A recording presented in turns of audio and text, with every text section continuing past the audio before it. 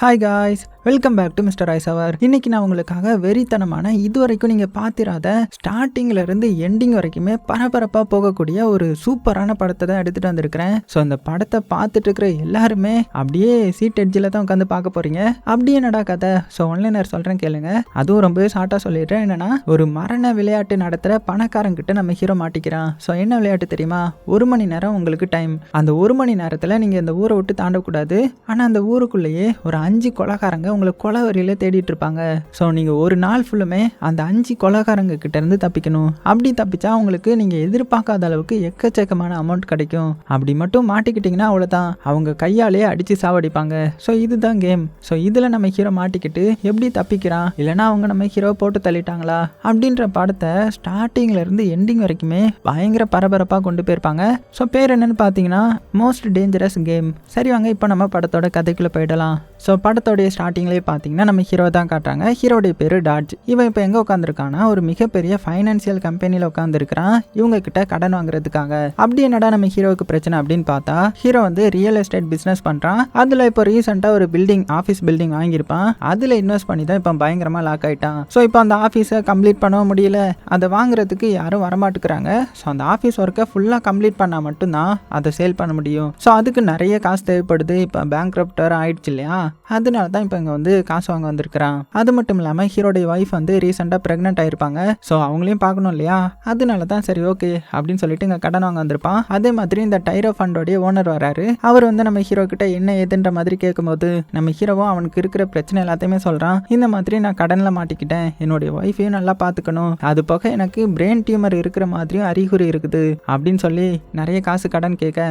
ஆனால் அந்த அளவுக்கு காசு வந்து செக்யூரிட்டி இல்லாமல் கொடுக்க முடியாதுன்றதும் வேணா நான் உனக்கு இன்னொரு ஆஃபர் தரேன். எனக்கு தெரிஞ்ச கிளைண்ட் ஒருத்தர் இருக்காரு, அவர் வந்து ஒரு கேம் நடத்துறாரு. அந்த கேமோடைய பேரு game of death. So rule வந்து ரொம்பவே சிம்பிள் தான். என்னன்னா 24 மணி நேரம் தான் இந்த கேம் நடக்கும். அதில் 5 பேர் ஒன்று கொலை பண்ண வருவாங்க. நீ அவங்க கிட்ட இருந்தெல்லாம் தப்பிச்சு போகணும். அப்படி தப்பிச்சிட்டேன்னா நீ வின்னர் அப்படின்னு சொல்ல, என்னது கொலை பண்ணுவாங்களா, அது எப்படி என்னால் விளையாட முடியும் அப்படின்னு நம்ம ஹீரோ சொல்லும்போது, இங்கே பாரு, நீ விளையாண்டு முடிச்சா உனக்கு மில்லியன் லெவலில் காசு கிடைக்கும். ஒரு வேளை நீ அந்த கேமில் செத்து போயிட்டாலும் வச்சுக்கோங்க, உனக்கு காசு தந்துடுவாங்க, உன்னுடைய ஃபேமிலியாவது நல்லா இருக்கும் அப்படின்னு சொல்ல. ஸோ ஹீரோக்கு என்ன சொல்றதுன்னே தெரியல.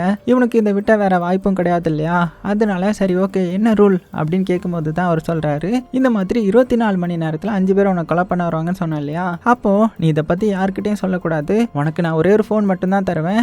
அதுலயும் 1 மணி நேரத்துக்கு அப்புறம் 15 செகண்ட் ஒரு பீப் சவுண்ட் மாதிரி கேட்கும். அது வந்து என்னன்னா அந்த 5 கொலைகாரங்கள் கிட்ட நீ எந்த இடத்துல இருக்கன்றதை அதை காட்டி கொடுக்கும். ஸோ அவங்க கிட்ட இருந்து நீ தப்பிச்சு போகணும். அது போக 1 மணி நேரத்துக்கு உனக்கு ஒரு வாட்டி எக்கச்சக்கமான அமௌண்ட் வந்து உன்னுடைய பேங்க் அக்கௌண்ட்ல கிரெடிட் ஆகும். ஒருவேளை நீ இதுல செத்து போயிட்டாலுமே உன்னுடைய ஃபேமிலிக்கு நிறைய காசு கிடைக்கும். ஆனா அது உன்னுடைய கையில தான் இருக்குது. இன்னொரு மெயின் ரூல் என்னன்னா, நீ இந்த சிட்டியை தாண்டி போயிடவே கூடாது. அப்படி போனாலோ இல்லைன்னா போலீஸ் கிட்ட இதை பத்தி சொன்னாலோ இந்த கேம் வந்து 24 மணி நேரம்ல நிக்காது. உன்னை எப்போ அவங்க கொள்றாங்களோ அப்பதான் இந்த கேம் முடியும். ஸோ ஒத்துக்கிறியா அப்படின்னு கேட்கும்போது நம்ம ஹீரோக்கு வர வழி இல்லை இல்லையா, அதனால மனசு கேட்கலனாலுமே சரின்னு சொல்லிட்டான். அப்பதான் ஒரு ஃபிளாஷ்பேக் காமிக்கிறாங்க.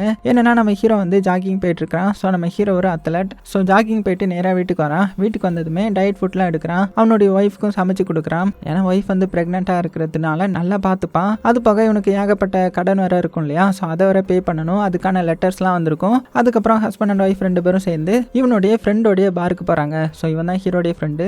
இவனுமே நம்ம ஹீரோவுக்கு ஒரு $50,000 வந்து கடனாக கொடுத்துருக்கான். இருந்தாலும் இவன் நம்ம ஹீரோ தனியாக கூப்பிட்டு, இங்கே பாரு, நீ எனக்கு காசு உடனே தரணும்லாம் அவசியம் இல்லை, உன்னால் எப்போ முடியுதோ அப்போ தான், ஆனால் சீக்கிரமாக உன்னுடைய கடன் எல்லாத்தையுமே நீ அடைக்க பாரு, இல்லைனா உனக்கு தான் ரொம்ப கஷ்டம்ன்ற மாதிரி அட்வைஸ் பண்ணுறான். ஸோ இப்படி இருக்க அடுத்த நாள் நம்ம ஹீரோ வந்து அவனுடைய ஒர்க்குக்கு கிளம்பிட்டு இருக்கும்போது திடீர்னு அவனுடைய தலை வந்து ரொம்பவே வலிக்க ஆரம்பிக்குது. அப்படியே ரோட்லேயே அன்கான்சியஸாக கீழே விழுந்துட்டான். ஸோ அடுத்த சீனில் ஹாஸ்பிட்டலில் கண்மொழிக்கிறான். ஸோ அவனை செக் பண்ண டாக்டர்ஸ் எல்லாருமே உன்னுடைய மண்டையில் ஒரு பெரிய கட்டி இருக்குது, உனக்கு பிரெயின் டியூமர் இருக்குது, அது போக இன்னும் கொஞ்ச நாள் தான் நீ உயிரோட இருப்ப அப்படின்ற மாதிரி சொல்லிட்டாங்க. ஸோ அதை சரி பண்ணணும்னா நிறைய காசு தேவைப்படும் போல. அது போக இவனுடைய இன்சூரன்ஸும் முடிஞ்சிருச்சு போல. ஸோ வெளியில் வந்து ரொம்ப இவனும் என்னுடைய ஒய்ஃபும் ஃபீல் பண்ணுறாங்க. அந்த டைமில் தான் அங்கே வேலை பார்க்குற ஒரு ஒர்க்கர் வந்து இவங்கிட்ட ஒரு கார்டை கொடுத்து, இந்த மாதிரி இந்த இடத்துல போய் நீங்கள் காசு கேட்டால் அவங்க கண்டிப்பாக உங்களுக்கு தருவாங்க, நீங்கள் வேணால் போய் கேட்டு பாருங்க அப்படின்ற மாதிரி இப்போ நம்ம ஹீரோ இருக்கான் இல்லையா, அந்த அட்ரஸை கொடுத்துருந்துருப்பான். அதனால தான் நம்ம ஹீரோ இப்போ இங்கே வந்து காசு கேட்டுட்டு இருக்கிறான். அது போக இன்னும் கொஞ்ச நாள் தானே உயிரோட இருப்பான்ற மாதிரி டாக்டர் சொல்லியிருந்திருப்பாங்க. அதுக்காக சரி ஓகே நம்ம செத்தாலுமே நம்மளுடைய ஒய்ஃப் நல்லா இருப்பாளே அப்படின்னு சொல்லிட்டு தான் நம்ம ஹீரோ வந்து இந்த கேமுக்கும் ஒத்துக்கிறான். ஸோ அந்த பணக்காரனும் பார்த்தீங்கன்னா சரி ஓகே நீ நாளைக்கு வந்து என்னை மீட் பண்ணு அப்படின்னு சொல்லிட்டு அனுப்பி வைக்க இங்கே நம்ம ஹீரோ வீட்டுக்கு வரான். வீட்டுக்கு வந்ததுமே அவனுடைய ஒய்ஃப் கிட்ட இந்த மாதிரி நம்ம கம்பெனிக்கு ஒரு இன்வெஸ்டர் வந்து நான் பிடிச்சிட்டேன், ஸோ சீக்கிரமாகவே நமக்கு ஃபண்ட் வந்துடும் அப்படின்னு சொல்ல ஒய்ஃபுக்கும் ரொம்பவே ஹாப்பி. ஸோ அப்படியே அன்னைக்கு நைட்டு தூங்குறாங்க.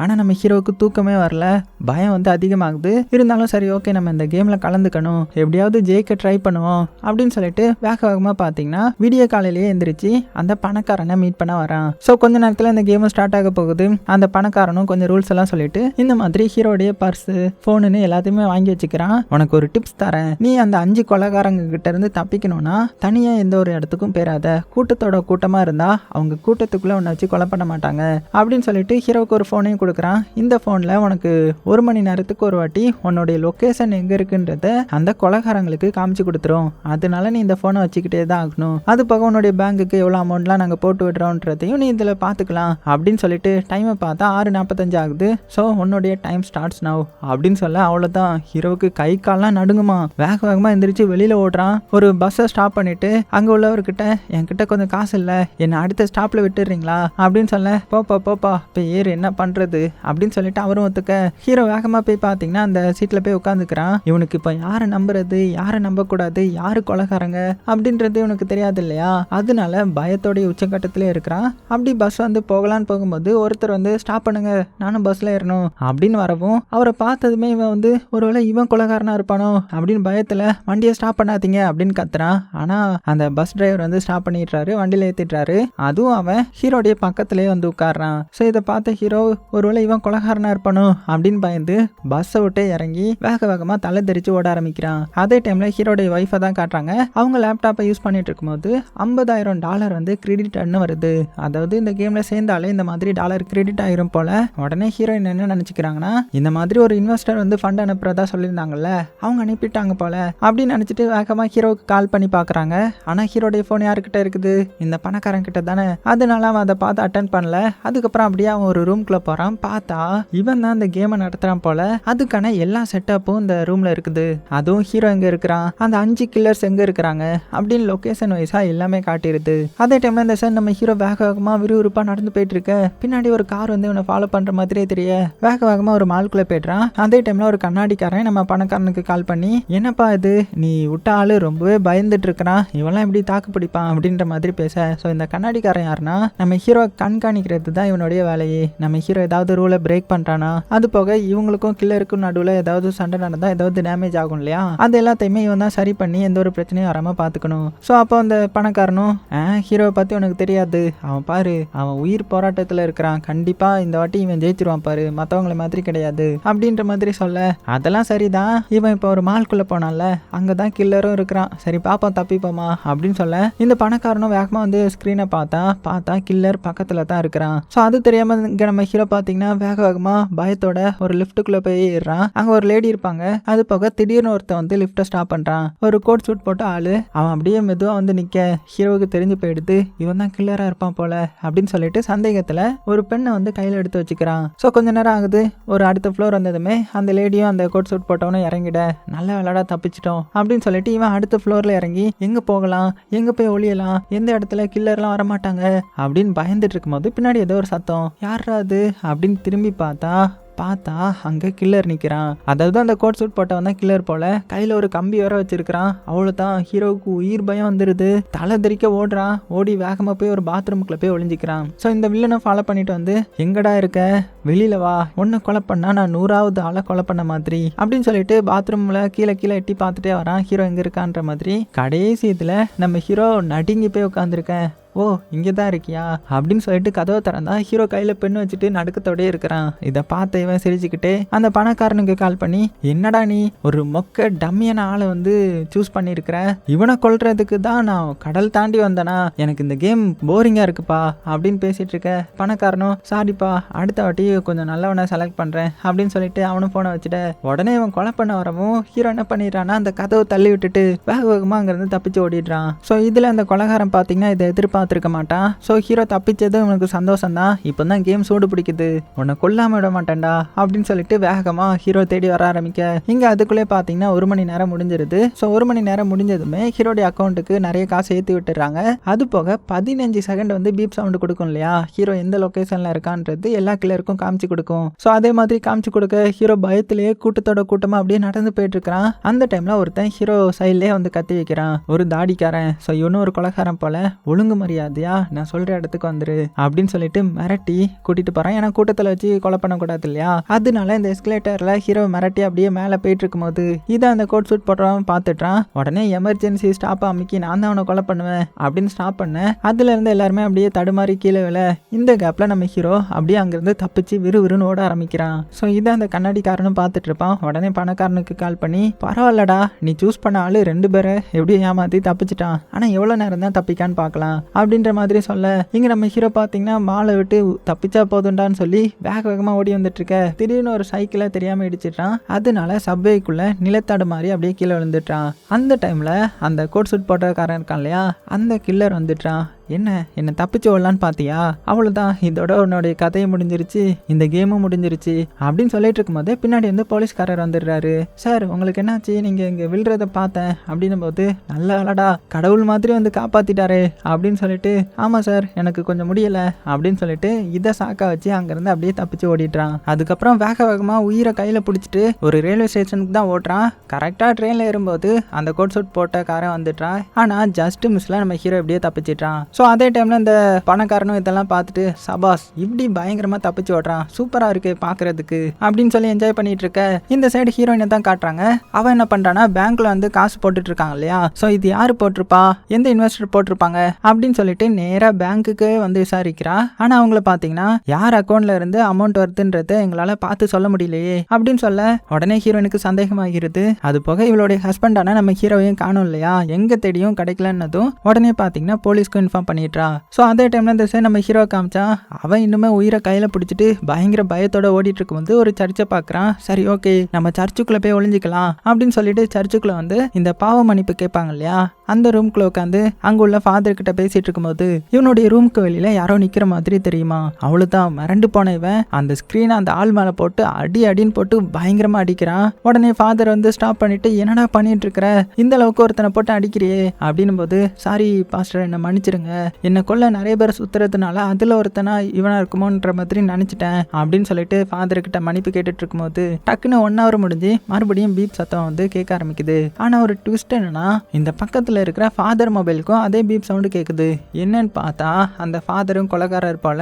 ஸோ இதெல்லாம் அந்த பணக்காரனும் பார்க்கறான். பார்த்துட்டு கண்ணாடிக்காரன் கிட்ட, சரி ஹீரோடைய கதை முடிஞ்சது, அவனை கொன்னதுமே அந்த இடத்த நல்லா சுத்தம் பண்ணிரு அப்படின்ற மாதிரி சொல்லிட்டு இருக்க இங்க இந்த ஃபாதர் வந்து கையில ஒரு சுத்தியல் எடுத்து நம்ம ஹீரோவை கொலை பண்ணலான்னு வரும்போது ஹீரோ அவர்கிட்ட இருந்து எப்படியாவது தப்பிக்கணும் அப்படின்னு சொல்லிட்டு ரொம்பவே போராடிட்டு இருக்கிறான். ஒரு கட்டத்துல கரெக்டா குனியும் போது அவர் அங்க உள்ள பூட்டை அடிச்சு உடைக்க உடனே அதை திறந்து வேகமா க்ளோஸ் பண்ணிட்டு ஓடலான்னு பார்க்கும்போது அவரு கரெக்டா அந்த சுத்தியில எடுத்து ஹீரோடைய காலையே சொருகிடுறாரு. இருந்தாலும் அவர் அப்படியே தள்ளி விட்டுட்டு வெளியே ஒரு உண்டியல் இருக்கும், அதையும் உடைச்சு இவனுக்கு தேவையான கொஞ்சம் காசையும் எடுத்துட்டு அங்க இருந்து எப்படியே தப்பிச்சு போறான். ஸோ அடுத்தது எங்க போறான்னா, இவனுக்கு தேவையான மாத்திரை மருந்தெல்லாம் வாங்கிட்டு அதை வச்சு அவனுடைய காலையும் கெட்டு போட்டு நடக்க முடியாம நடந்து ஒரு இடத்துல வந்து நிக்க கரெக்டா மறுபடியும் பீப் சவுண்ட் அடிக்க ஆரம்பிக்குது.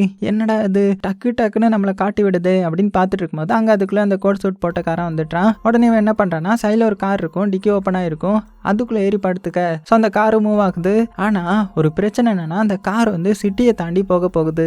ஸோ இப்படி போனால் என்ன ஆகும், ஹீரோவை சாகர வர துரத்திட்டே இருப்பாங்க இல்லையா, அதனால டிக்கியை போட்டு பயங்கரமா அடிக்க உள்ள கார்ல இருந்தவங்களும் என்னது இது அப்படின்னு சொல்லிட்டு காரை ஸ்டாப் பண்ணிட்டு வந்து ஓப்பன் பண்ணி பார்த்தா நம்ம ஹீரோ இருக்கிறான். சாரிங்க என்ன மன்னிச்சிருங்க தெரியாம வந்துட்டேன் அப்படின்னு சொல்லிட்டு அங்க இருந்து தப்பிச்சு வேகமா மறுபடியும் சிட்டிக்குள்ள வரான். அங்க ஒரு கார் வந்து பெட்ரோல் பங்க்ல இருக்கும், அதையும் ஆட்டையை போட்டுட்டு வேகமா அந்த இடத்துல இருந்து தப்பிச்சு போறான். ஸோ அப்படி காரை எடுத்துட்டு எங்க வரானா, அவனுடைய வீட்டுக்கு தான் வரான். அவனுடைய ஒய்ஃபை பார்க்கலாம், தூரத்துல இருந்தாவது பார்க்கலாம் அப்படின்னு வரும்போது கரெக்டா அந்த இடத்துக்கு அந்த பாஸ்டர் வந்துடுறாரு. அதான் அந்த கொலை செய்யற பாஸ்டர். பைக் எடுத்துட்டு ஹீரோ துரத்த ஐயோன்னு சொல்லிட்டு நம்ம ஹீரோ மறுபடியும் உயிரை கையில பிடிச்சிட்டு வண்டியை வேகமா ஓடிட்டு இருக்கும்போது டக்குன்னு ஒரு இடத்துல ஆக்சிடென்ட் பண்ணிட்டான். அந்த பாஸ்டரும் பாத்தீங்கன்னா அதனால பொத்துன்னு கீழே விழுந்துட்டாரு. ஸோ அவருக்கு பயங்கரமா அடி அடிபட்டிருக்கும். உடனே அவர் பக்கத்தில் வர, ஆனால் அவர் பார்த்தீங்கன்னா கொலவெறியில் இருக்காரு. நீ எங்கே போனாலும் உன்னை நான் தாண்டா கொலை பண்ணுவேன் அப்படின்னு பேசிட்டு இருக்க.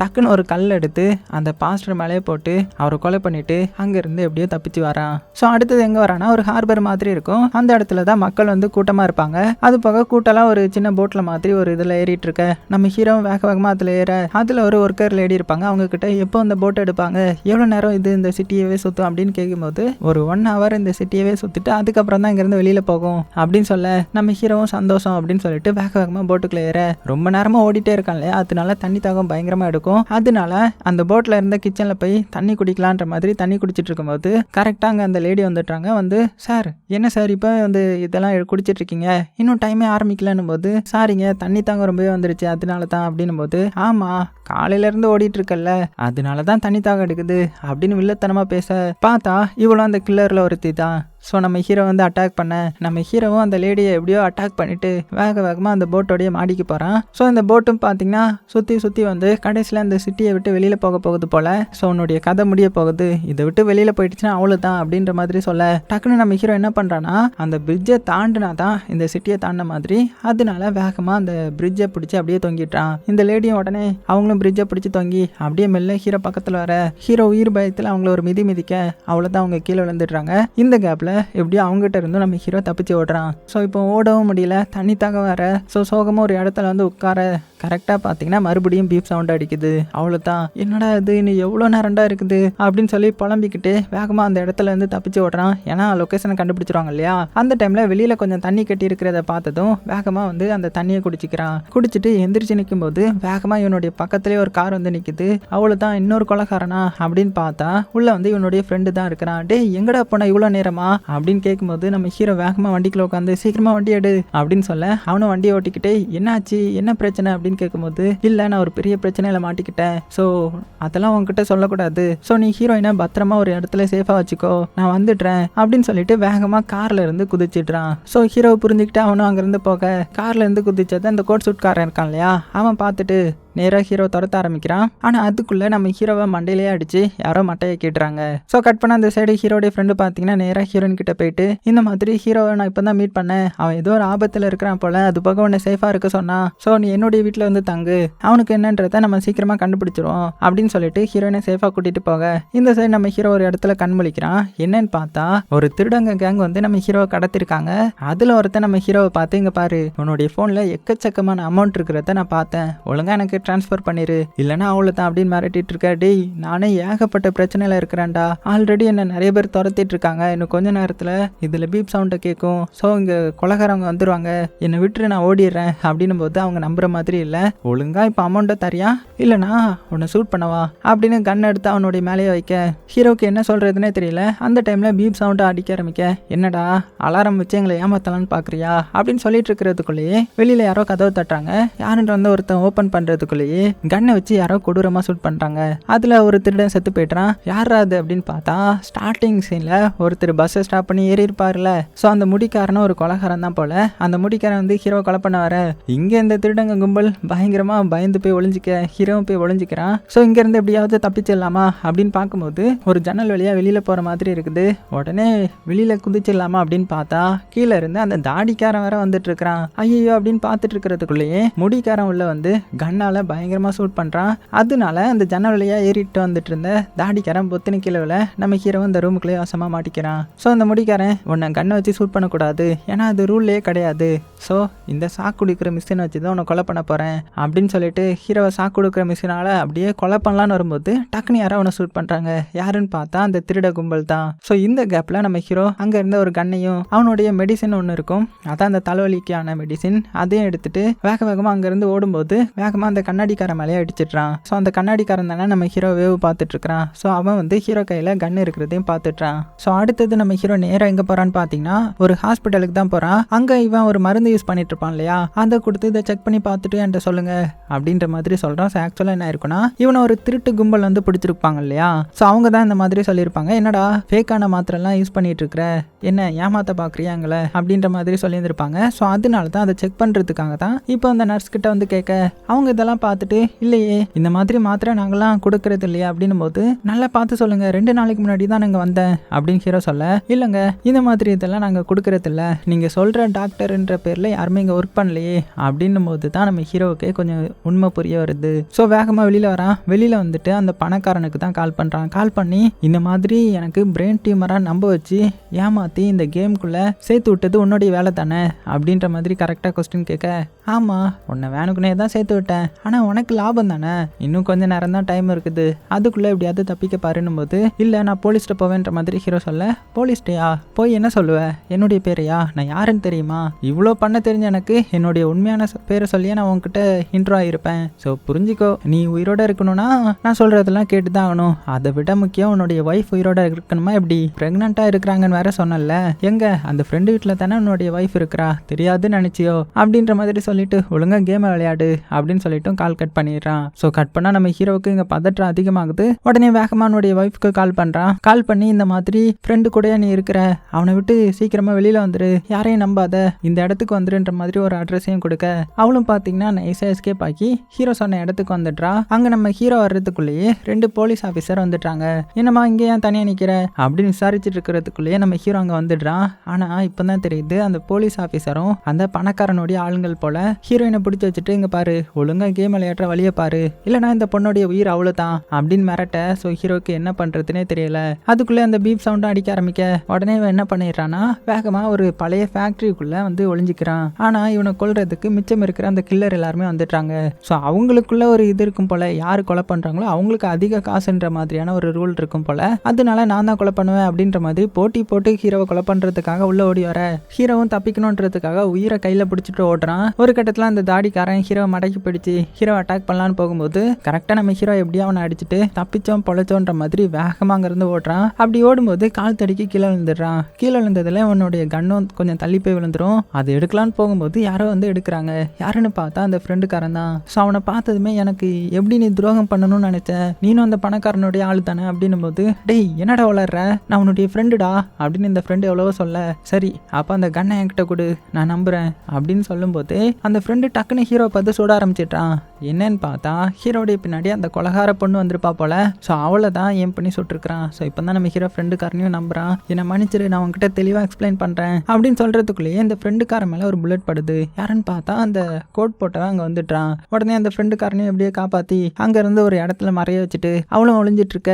கரெக்டாக அந்த கோட்காரன் வரான். உடனே நம்ம ஹீரோ என்ன பண்ணுறான்னா கொஞ்சம் ஃபியூவெல்லாம் இருக்கும், அதெல்லாம் திறந்து விட்டு கரெக்டாக அதுலேயே பற்ற வைக்க, அது பக்கத்தில் தான் அந்த கோட் போட்டவன் இருந்திருப்பான். ஸோ அது அப்படியே வெடிச்சு சதறுது. அது போக அந்த தாடிக்காரன் இருப்பான் இல்லையா, அவன் ஒரு இதில் மாட்டின்னு இருப்பான். அவன் மேலேயும் தீப்பட கடைசியாக அவனும் செத்து போகிறான். அந்த கோட்காரன் வசமாக மாட்டிக்கிறான். ஸோ மிச்சம் இருக்கிறது இந்த கோட்காரன் தான். உடனே நம்ம ஃப்ரெண்டுக்காரன் என்ன சொல்கிறான்னா, நீ இங்கேயே சேஃபாரு நான் வந்துடுறேன் அப்படின்னு சொல்லிட்டு வெளியே போகும்போது அந்த கண்ணாடிக்காரனை பார்த்துட்றான். ஸோ இவனும் பணக்காரனுடைய ஆளுதான்றது நம்ம ஹீரோக்கு தெரியும் இல்லையா, ஏன்னா இவன் தானே கண்ணு இருக்கிறத போட்டு கொடுத்தான். அதனால அவனை பிடிச்சி அடிச்சு என்னுடைய ஒய்ஃப் எங்கே இருக்கா உண்மையை சொல்லு அப்படின்னு மிரட்டும் போது அவனும் சொல்லிடுறான், இந்த மாதிரி உன்னுடைய ப்ராஜெக்ட் பில்டிங் இருக்குல்ல அந்த இடத்துல தான் கட்டி போட்டு வச்சிருப்பாங்க அப்படின்னு சொல்ல, உடனே இவனும் பார்த்தீங்கன்னா வேகமாக அந்த பில்டிங் போகிறான். பில்டிங் போய் அவனுடைய ஒய்ஃபை காப்பாற்றிட்டு இருக்கும்போது கரெக்டாக அந்த கோட் போட்டவன் அங்கே வந்துட்டான். ஸோ இவன்கிட்ட மாட்டான் அவ்வளோதான் அப்படின்னு சொல்லிட்டு நம்ம ஹீரோ வேகமாக மாடிக்கேற, இவனும் மாடிக்கேறி வந்துட்டான். ஸோ இப்போ நம்ம ஹீரோடைய கையில் கன் இருக்காது, ஆனால் அந்த கோட் போட்டவன் கையில் கன் இருக்கும். உடனே நம்ம ஹீரோ நைஸா என்கிட்ட கன் இல்லைல்ல, அப்போ நீ ரூலை பிரேக் பண்ணக்கூடாது, நீயும் கன்னை வச்சு சண்டை போடக்கூடாதுன்னும் போது,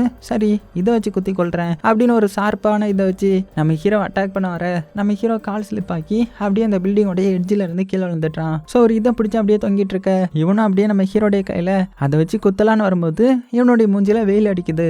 அப்போ தான் தெரிய வருது கரெக்டாக ஒரு நாள் முடிஞ்சிருது. இது அடுத்த நாள் சூரியன் வந்த டைம். ஸோ ரூல்ஸ்னா ரூல்ஸ் தான் போல, இந்த கொலைகாரனும் எப்படியோ தப்பிச்சிட்ட அப்படின்னு சொல்லிட்டு அவனை கை கொடுத்து நம்ம ஹீரோவை தூக்கி விட்டுட்டு அங்கிருந்து கிளம்பிடுறான். அவ்வளோதான், ஹீரோவுக்கு இப்போ தான் உயிரே வருது. அப்போ அந்த பணக்காரன் கால் பண்ணி, இங்கே பாரு நீ ஜெயிச்சிட்ட, உன்னுடைய அக்கௌண்ட்டில் நான் இப்போ பணத்தை போட்டு விட்டுருவேன். ஸோ இனிமேல் உனக்கும் எங்களுக்கும் சம்மந்தம் கிடையாது, நீ உன்னுடைய லைஃபை ஹாப்பியாக என்ஜாய் பண்ணு, ஏன்னா உனக்கு பிரெயின் டியூமரும் கிடையாது ஒன்றும் கிடையாது, இந்த காசெல்லாம் உனக்கு தான் அப்படின்ற மாதிரி சொல்ல, ஹீரோவுக்கு இப்போ தான் நிம்மதியாக இருக்குது. அப்படியே கடைசியாக உயிர் போராட்டத்துக்கு அப்புறம் அவனுடைய ஒய்ஃபை ஹக் பண்ணுறான். அதோட இந்த படத்தை முடிக்கிறாங்க. ஸோ ஆக்சுவலாக இதுக்கு பார்ட் 2 இருக்குன்னு நினைக்கிறேன். ஸோ இந்த படத்துக்கு எந்த அளவுக்கு ரெஸ்பான்ஸ் வருதுன்றதை பார்த்துட்டு நம்ம அடுத்த பார்ட்டை வந்து போடலாமா இல்லையான்றதை டிசைட் பண்ணலாம். ஸோ உங்களுக்கு அடுத்த பார்ட்டும் வேணும்னா லைக் பண்ணிவிட்டு கமெண்ட் மட்டும் பண்ணி விட்டுருங்க. ஸோ எப்படி இருந்துச்சுன்றதே மறக்காம கீழே கமெண்ட் பண்ணுங்கள். சேஃபாக இருங்க. உங்களுக்கு பிடிச்ச எல்லாத்தையுமே ரொம்ப ரொம்ப சேஃபாக பார்த்துக்கோங்க.